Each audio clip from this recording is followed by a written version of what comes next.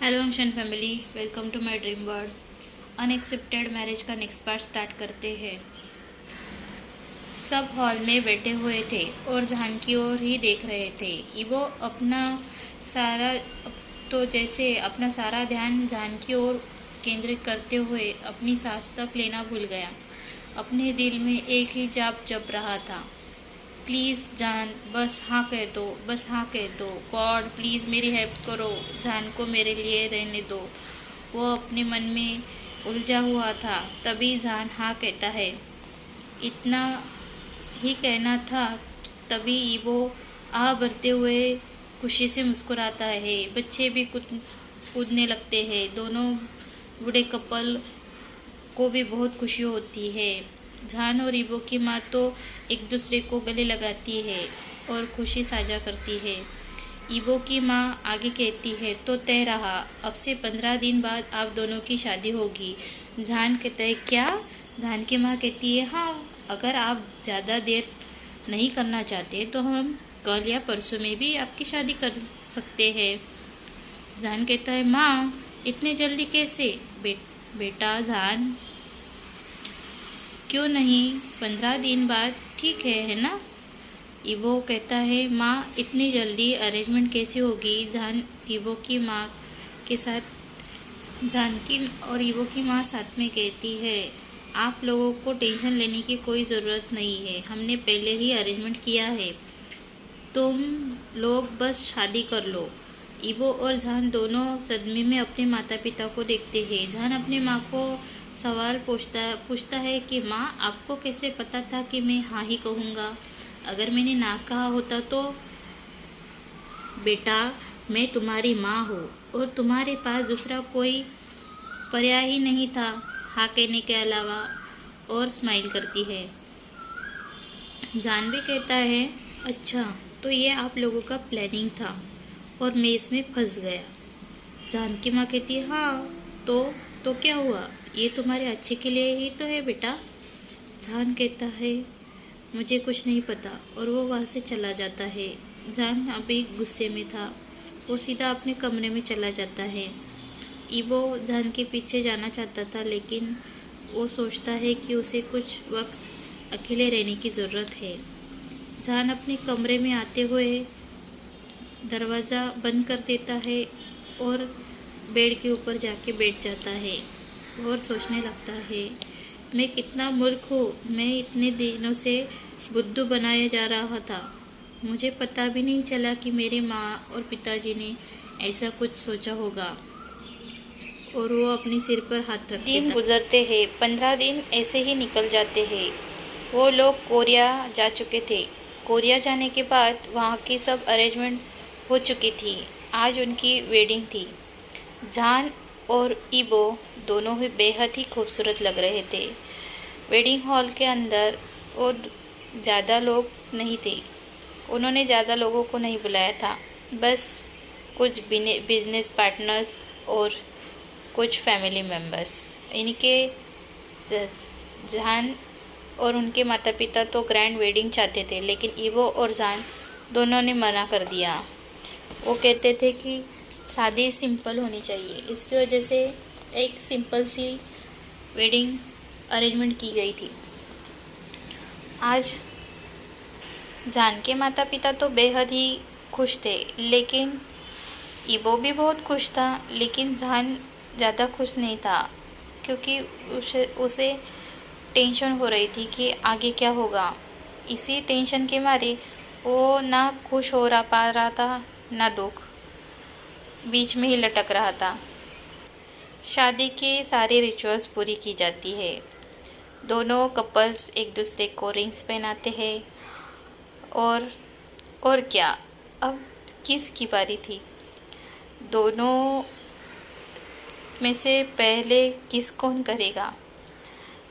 जान तो बिल्कुल भी नहीं करने वाला था। ईबो ही आगे आ जाता है और जान को किस करने लेता है।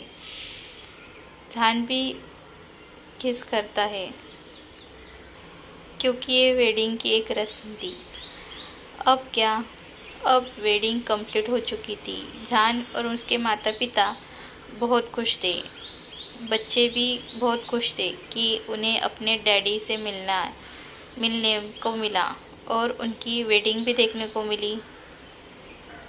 युआन और फी दोनों आगे आते हुए अपने पेरेंट्स के गोद में चले जाते हैं। दोनों भी बच्चों को उठा लेते हैं, दोनों किस करते हैं, फैमिली फ़ोटोज़ की खींची जाती है।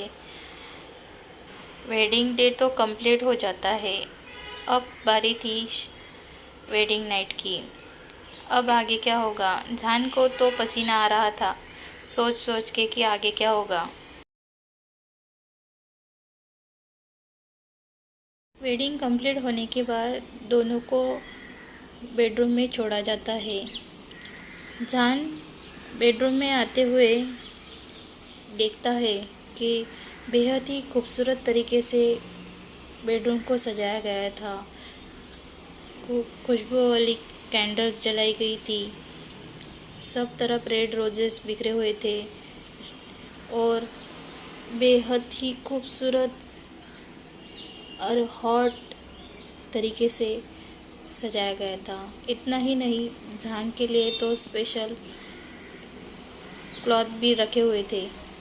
जान उस क्लॉथ को देखते हुए चिल्ला उठता है। ईबो भी उस तरफ देखता है। जान कहता है ये तो पक्का मेरी मॉम का काम होगा। ईबो कहता है अगर तुम उसे पहनोगे तो तुम बहुत ही हॉट लगोगे। जान कहता है क्या कहा तुमने? ईबो कहता है कुछ नहीं, बस यूँ ही। जान कहता है सोचना भी मत कि हमारे साथ कुछ होने वाला है। ईबो कहता है अच्छा, और जान ऐसा कहते हुए बाथरूम निकल जाता है। जान शावर लेने के बाद जब बाहर आता है तो ईबो बेड पर बैठा हुआ था। ईबो जान को ऐसे घूर रहा था जैसे भूखा हुआ भेड़िया, जैसे उसे कितने दिनों से या कितने सालों से भूखा रखा हो। जान का ध्यान उसकी तरफ नहीं था, बस वो अपने आप में ही था और आईने में देखते हुए अपने बालों को सुखा रहा था और लोशन लगा रहा था। वो जान को घूर घूर के देख रहा था। आईने में देखते हुए ही जान कहता है इबो अब तुम जाकर फ्रेश हो जाओ। इबो अपने सेंस में वापस आते हुए कहता है हाँ मैं अभी जा रहा हूँ, और वो झटके से वॉशरूम के अंदर जाता है। उधर वॉशरूम के अंदर इबो अपने छोटे दोस्त को देख रहा था जो अब बड़ा हो चुका था, और इबो कहता है ओ गॉड, मेरा हाल तो जान को देखे ही ऐसा हो रहा है। पता नहीं मैं अपने आप को कैसे जान के पास शांत रख पाऊँगा। इधर बाहर जान अपने आप में कहता है पता नहीं इस ईबो का क्या हुआ है, इतनी देर से वॉशरूम से अजीबोगरीब आवाज़ें निकल रहा है। जान को पता ही नहीं था कि ईबो अंदर क्या कर रहा था। ईबो अपने आप को शांत करने की कोशिश कर रहा था। करीबन 1 घंटे के बाद जब जान बेड पर सोया हुआ था तब ईबो बाहर आता है। जान उसे देखता ही रह जाता है क्योंकि ईबो इतना हॉट लग रहा था। उसके 6 पैक, उसकी दुधिया स्किन, उसे देख कर तो अब जान की बारी थी हॉट होने की। जान अपने लाल निगल देता है और कहता है ओह गॉड, ये कितना हॉट है, और इसके 6 पैक तो ऐसा लगता है कि उसे छू लूँ। ईबो का ध्यान जान की ओर नहीं था, ईबो अपने आप में था, और जान जब नीचे देखने लगता है तो उसकी आंखें फटी की फटी रह जाती है क्योंकि ईबो सिर्फ टॉवेल लपेटे हुए था।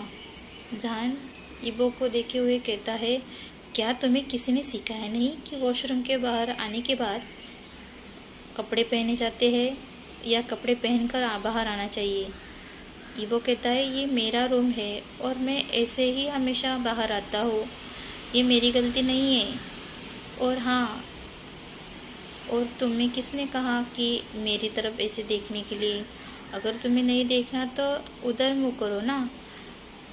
जान कहता है, अब से तुम कपड़े पहने हुए ही बाहर आओगे, वरना मैं दूसरे रूम में शिफ्ट हो जाऊंगा। ईवो कहता है, नहीं नहीं ठीक है, मैं कपड़े पहनता हूँ।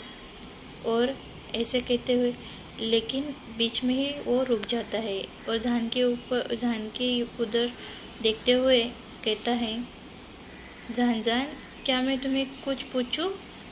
जान कहते, हाँ पूछो। जान, अगर मैं तुम्हारे साथ आज वेडिंग नाइट स्पेंड करूँ तो क्या तुम्हें अच्छा लगेगा? जान कहता है, क्या कहा तुमने? और वो ईवो की तरफ जाता है और ईवो के आंखों में देखते हुए कहता है, क्या तुम्हारा दिमाग ख़राब हो चुका है?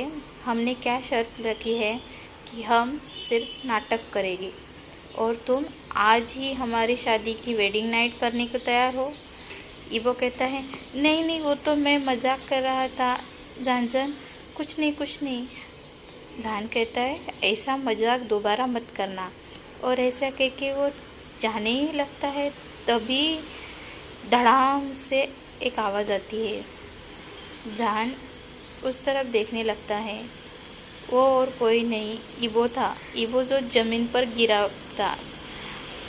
अपने पैर गीले होने के कारण ईवो ज़मीन पर देखता नहीं है और पानी की वजह से वो वही फिसल जाता है।